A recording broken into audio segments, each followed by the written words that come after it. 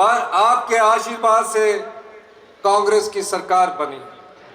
मैं धन्यवाद करना चाहूँगा इस मंच के माध्यम से, राजीव शुक्ला जी हमारे इंचार्ज थे और जिस प्रकार से राजीव शुक्ला जी ने, श्रीमती प्रियंका गांधी जी ने और राहुल गांधी जी ने जिस प्रकार ताबड़तोड़ रैलियां हिमाचल प्रदेश में की, उनके आशीर्वाद से हिमाचल की जनता ने कांग्रेस को सरकार बनाने का मौका दिया। 11 दिसंबर 2022 को जब मैंने मुख्यमंत्री के पद की शपथ ली, 40 साल का मैंने अपने राजनीतिक जीवन में संघर्ष किया। जिस भी यौवन काल में मैं गया, चाहे वो छात्र जीवन था, चाहे वो युवा कांग्रेस थी, चाहे प्रदेश कांग्रेस था, चाहे काउंसलर का जीवन था, कांग्रेस पार्टी ने हमेशा मुझे महत्वपूर्ण पदों से नवाजा। और 11 दिसंबर 2022 को आप जैसे परिवार से निकला एक आम व्यक्ति, जिसके परिवार में कोई राजनीति की ABCD नहीं जानता था, एक किसान, एक कर्मचारी का बेटा, जब मुख्यमंत्री की पद की शपथ ऐतिहासिक रिज मैदान से लेता है, उस दिन उसके मन में एक भावना थी कि हम आने वाले समय में हिमाचल प्रदेश को आत्मनिर्भर बनाएंगे। ये 2 साल का कोई जश्न नहीं है, ये एक समारोह है। जश्न तो उस दिन मनाया जाएगा जब 2027 में हिमाचल प्रदेश आत्मनिर्भर होगा। और आत्मनिर्भर की दिशा में हम आगे बढ़ रहे हैं। इन 2 साल के कार्यकाल में क्या कांग्रेस पार्टी ने किया और क्या भारतीय जनता पार्टी ने कांग्रेस पार्टी के सरकार के साथ राजनीतिक प्रतिशोध के साथ किया। इस प्रदेश का खजाना खाली था। मैं 1 महीने लगातार अधिकारियों से बात करता रहा। 1 महीने का खर्चा चलाने के लिए इस प्रदेश के पास मात्र कुछ ही धन बचा हुआ था। 1 महीने तक हमने मंत्रिमंडल का विस्तार नहीं किया और यह आजादी के बाद का पहला ऐसा मंत्रिमंडल था जिसे 1 महीने तक विस्तार नहीं किया गया। मैंने पूरी व्यवस्था को समझा। कुछ लोग टिप्पणियां करते थे कि कभी मंत्री नहीं रहा, कभी चेयरमैन नहीं रहा, कैसे सरकार चलाएंगे। मुझे मंत्री बनने का भी मौका मिला, CPS बनने का भी मौका मिला, चेयरमैन बनाने के लिए भी मौका मिला। मैं 20 साल MLA रहा, लेकिन जब भी मुझे मौका मिलता मैं किसी ना किसी संगठन का अध्यक्ष था। मैंने निश्चय किया कि अगर मैं सत्ता में रहूंगा तो संगठन के साथ न्याय नहीं कर सकूंगा, और मैंने कभी भी सरकार में कोई ओहदा नहीं लिया। और उस महान कांग्रेस पार्टी ने, माननीय श्री राहुल गांधी जी ने, श्रीमती प्रियंका गांधी जी ने, श्री सोनिया गांधी जी ने, खड़गे जी ने और माननीय श्री राजीव शुक्ला जी ने मुझे 11 दिसंबर 2022 को मुख्यमंत्री बनने का मौका दिया। आज मैं मुख्यमंत्री के पद पर बैठकर हिमाचल की जनता के सामने कुछ बातें करना चाहता हूं। जिस प्रदेश का आर्थिक खजाना खाली हो, जहां कर्ज की लिमिट को सीमित कर दिया जाए, हमने उस चीज की कभी परवाह नहीं की। कैबिनेट का विस्तार होता है, कैबिनेट के विस्तार में जो हमने 1,36,000 सरकारी कर्मचारियों को कहा था कि हम आपको ओल्ड पेंशन स्कीम देंगे, हमने किसी प्रभाव को ना करते हुए, केंद्र के दबाव के भी प्रभाव को ना करते हुए, हमने 1,36,000 कर्मचारियों को ओल्ड पेंशन स्कीम दी। उसके बाद हम धीरे धीरे आगे बढ़ते गए। इतिहास की सबसे बड़ी आपदा का सामना हिमाचल प्रदेश की जनता ने किया। भयंकर तबाही हुई। तबाही का ऐसा मंजर था कि हर जगह त्राहिमाम मचा हुआ था। 8 अगस्त को मैं कुल्लू पहुंचता हूं। कुल्लू पूरा डिस्ट्रिक्ट कट चुका था। मेरी साथी सुंदर ठाकुर और भुवनेश कौर जी से बात हुई। पिछले 2 दिन से बिजली नहीं है, पीने की पानी की योजनाएं सब बह गई है। सभी मंत्रिमंडल के सदस्यों को कुल्लू बुलाया गया, हम सड़कों पर खड़े रहे और पहली बार 48 घंटे के भीतर बिजली, पानी और सड़क को टेम्परेरी तौर पर जोड़ा गया। 75,000 पर्यटक फंसे हुए थे, उन पर्यटकों को कैसे निकालना है? सड़कें नहीं है। दूरसंचार विभाग पूरी तरह से नष्ट हो चुका था। एम्बेसी से फोन आ रहे थे, पूरे दिल्ली से फोन आ रहे थे। हम दिन रात वहां काम करते रहे। 75,000 पर्यटकों को हमने सुरक्षित पहुंचाया, खाने पीने का पूरा इंतजाम किया। एक बड़ी घटना होने जा रही थी। चंद्रताल में एयरफोर्स के लोगों ने मना कर दिया, फर्स्ट सॉर्टी लेकर आए कि वहां ना तो लैंडिंग की फैसिलिटीज है। मैं फर्स्ट सॉर्टी के जो चंद्रताल में फंसे हुए पर्यटक थे उनकी अगुवाई में खड़ा हुआ था। जब एयरफोर्स के लोगों ने इनएबिलिटी शो की, मुझे बड़ा दुख हुआ। 295 पर्यटक देश विदेश के वहां चंद्रताल में फंसे हुए थे। मैं जगत सिंह नेगी जी और संजय अवस्थी जी का धन्यवाद करना चाहता हूं। ये मेरे साथ हेलीकॉप्टर में गए, कहा हम लाएंगे। एक सैटेलाइट फोन था, ये रात को 4 से 6 फुट बर्फ काटकर 295 पर्यटकों के पास पहुंचे। रात को 2 बजे सैटेलाइट फोन से मुझे फोन करते हैं। मैंने कहा रात को चलिए, उन्होंने कहा रात को चलना खतरे से खा लेनी है, सुबह चलेंगे। सुबह 4 बजे 295 पर्यटकों को लौसर पहुंचाया। एक भी व्यक्ति को आंच नहीं आने दी। एक दिन की दूरी हो जाती, देरी हो जाती तो कोई घटना घट जाती थी। यह सरकार की संवेदनशीलता थी, यह सरकार की संवेदनशीलता थी।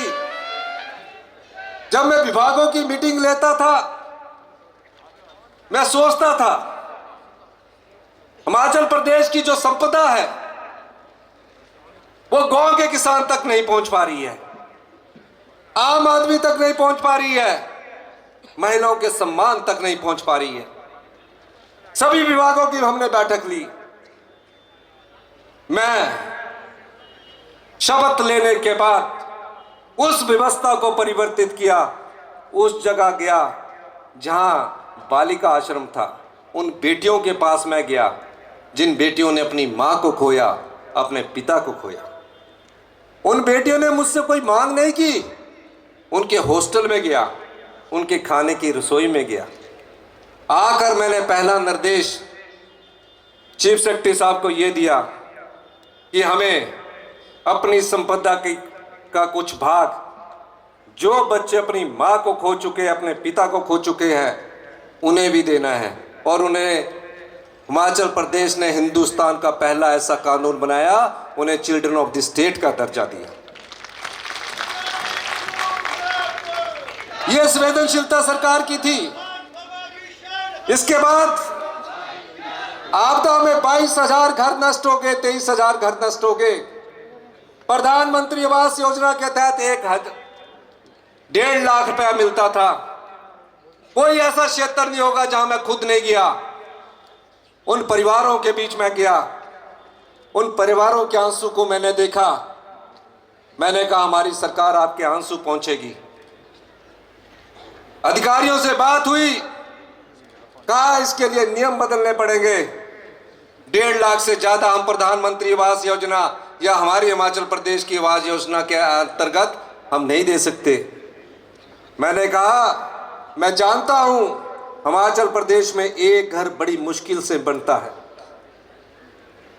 दिन रात की मेहनत की कमाई उस मकान बनाने में लग जाती है या बच्चों की पढ़ाई में लग जाती है। ऐसे परिवार मिले जो मेरे साथ लिपट कर रोने लगे कि हम शाम को इकट्ठे बैठकर खाना खा रहे थे, पता लगा कि पहाड़ गिर रहा है, हम दौड़कर अपनी जान बचाकर वापिस आए। हमारे पास पीने के पानी का गिलास तक नहीं बचा और स्कूल के बच्चों की किताबें तक नहीं बची। इन परिवारों को बसाने का जिम्मा भी हिमाचल प्रदेश की सरकार का था। हमने उस जिम्मेदारी के लिए अपना आपदा राहत पैकेज 4500 करोड़ का दिया। केंद्र सरकार से हम अनुरोध करते रहे, हमें आज तक कोई भी स्पेशल रिलीफ पैकेज नहीं मिला है। यही नहीं, आपदा के बाद राहत के लिए टीमें केंद्र सरकार की आई। केंद्र सरकार की टीमों ने आपदा के बाद राहत की बात कही, लेकिन आज तक भी वो आपदा की 1 साल बीत जाने के बाद भी जो पीडीए में हमें मिलना चाहिए था वो अभी तक नहीं मिला। फिर भी हम उन चुनौतियों का सामना करते रहे और हम धीरे धीरे प्रदेश की अर्थव्यवस्था को पटड़ी पर ला रहे थे कि एक राजनीतिक चुनौती हमारे सामने आई।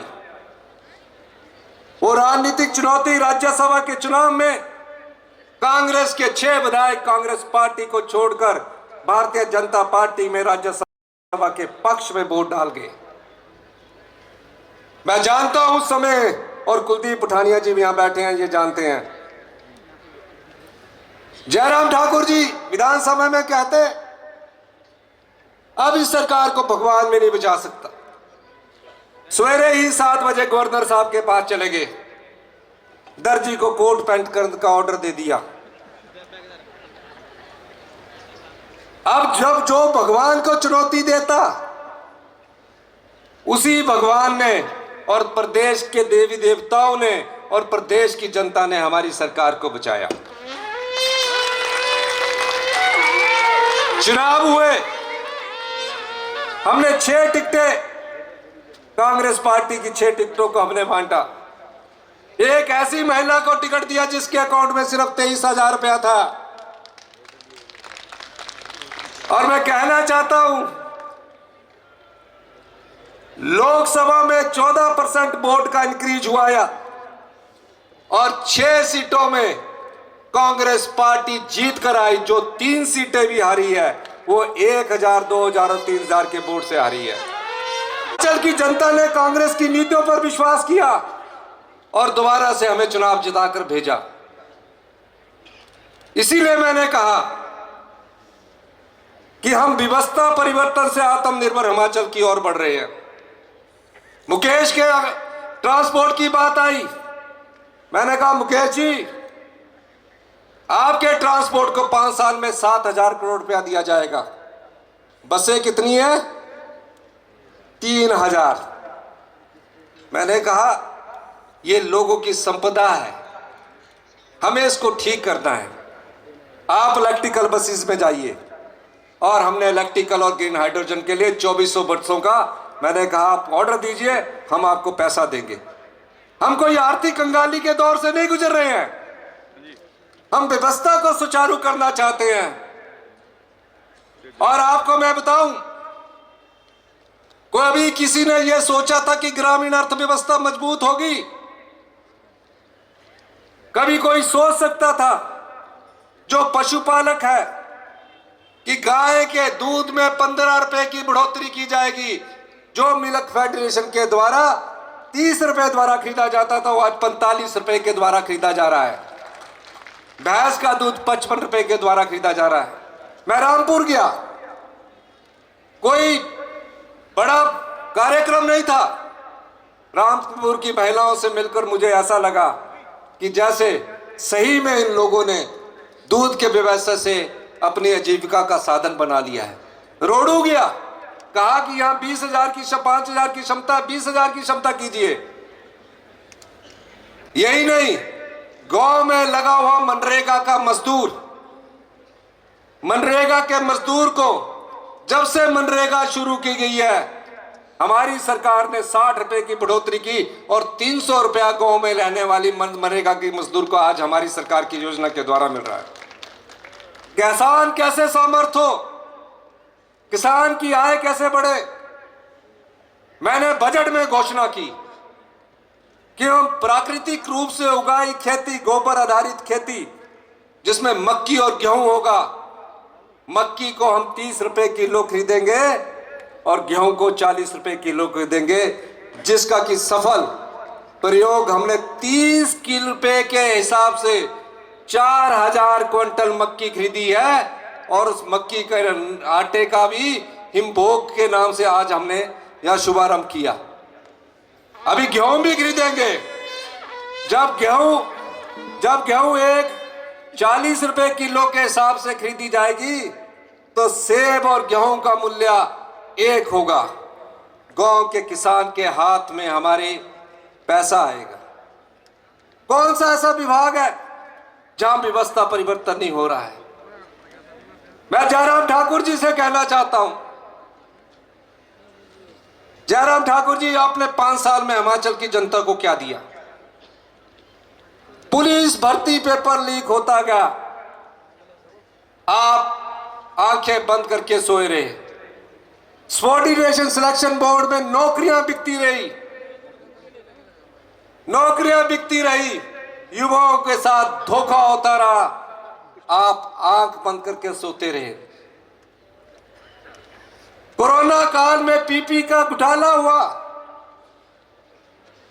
पीपी किट का घोटाला हुआ, आपने डायरेक्टर हटा दिया, मंत्री हटा दिया, आप आंख बंद करके सोते रहे। उद्योग विभाग की हजारों बीघा जगह 1 मीटर के हिसाब से आपने बेच दी, नाम दिया कस्टमाइज पैकेज। मैं उन सब बातों से आपसे पूछना चाहता हूं कि आप उन भ्रष्टाचार के चोर दरवाजों को आपने क्यों नहीं बंद किया जहां से आप जनता की संपदा को लुटा रहे हैं? अगर हम सत्ता में आए हैं, मैं दावा कर सकता हूं, ना तो हम आपकी संपदा को लूटने देंगे, ना ही लुटाने देंगे। हम संपदा का समाज के सभी भागों में वितरण करेंगे। कर्मचारी क्या है, महिला क्या है, युवा क्या है, मजदूर क्या है, सबको हम सम्मान अवसर देंगे। और मैं आपको ये वादा इसलिए करना चाहता हूं कि हम उस दिशा में आगे बढ़ रहे हैं। मैं सभी मंत्रिमंडल के सदस्यों का धन्यवाद करना चाहता हूं, हर्षवर्धन जी का धन्यवाद करना चाहता हूं, कुलदीप पठानिया जी का धन्यवाद करना चाहता हूं, सभी सम्मानित मंत्रियों का धन्यवाद करना चाहता हूं कि हम ने दिशा पकड़ी है, अर्थव्यवस्था पटड़ी पर आ रही है। हमने 4 दिन पेंशन को वित्तीय अनुशासन में लाने के लिए ठीक किया। देश के नेता कहते हैं कि हम पेंशन भी नहीं दे पा रहे, पे भी नहीं दे पा रहे। जो 1000 गाड़ियों के लिए पैसा दे रहे हैं, क्या वो पेंशन और पे नहीं दे सकते? दे सकते हैं, सब कुछ दे सकते हैं। 1 महीने में 2 पे दी, 4% डीए दिया, 2 साल में 11% डीए हमने सरकारी कर्मचारियों को दिया। वो हमारी अर्थव्यवस्था को इंगित करता है। पुलिस के कर्मचारी बेचारे लगे रहते थे, 8 रुपए दिहाड़ी मिलती थी, हमने उसमें बढ़ोतरी की। 1000 रुपया की बढ़ोतरी पर मंथ के हिसाब से पुलिस कर्मचारियों के हमने 8 रुपए डाइट मनी को बढ़ा कर दिया। और मैं आपको यह भी कहना चाहता हूं, हम दिन रात आपके लिए हैं। हम चाहते हैं कि आने वाले समय का बजट ग्रामीण अर्थव्यवस्था को मजबूती का बजट होगा। कहीं कोई पैसे की कमी नहीं है, लेकिन भारतीय जनता पार्टी के झूठ का सामना आप लोगों ने जोर से करना है। झूठ जितना भी सच से टकराए, झूठ बार बार सच से टकराता है, झूठ का कई बार सामना सच से होता है, लेकिन अंत में जीत सत्य की होती है। मैं एक दिन देख रहा था, मैं दिल्ली में था, नड्डा जी बिलासपुर में एक रैली को संबोधित कर रहे थे। जगत प्रकाश नड्डा जी, बड़ी खुशी की बात है, आप भारतीय जनता पार्टी के नेशनल लीडर हैं, प्रेसिडेंट हैं। हमें खुशी होती है कि छोटे से प्रदेश से जाकर एक राष्ट्रीय पार्टी का नेता बनता है।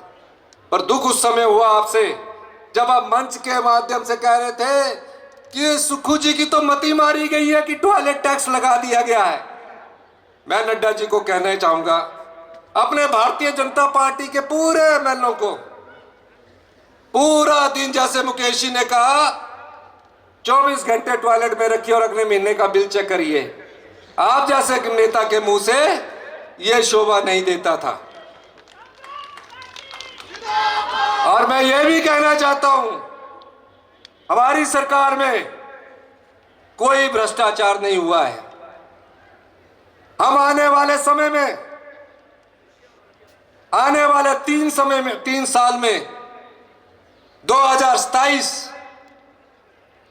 के हम अप्रैल महीने में जश्न मनाएंगे। मैं बार बार कहता हूं कि हम सत्ता में सत्ता सुख के लिए नहीं आए हैं। मैं कोई बड़ी बड़ी गाड़ियों में घूमने के लिए नहीं आया हूं। आप देखते हैं आज भी मैं ईवी व्हीकल पर चलता हूं। हम सत्ता में व्यवस्था परिवर्तन करने के लिए आए हैं। शिक्षा के क्षेत्र का हाल देख लीजिए। आज शिक्षा के क्षेत्र में अगर गुणात्मक शिक्षा के क्षेत्र की बात कर ली जाए तो हिमाचल प्रदेश 21वें स्थान पर पहुंच चुका है। हम और शिक्षा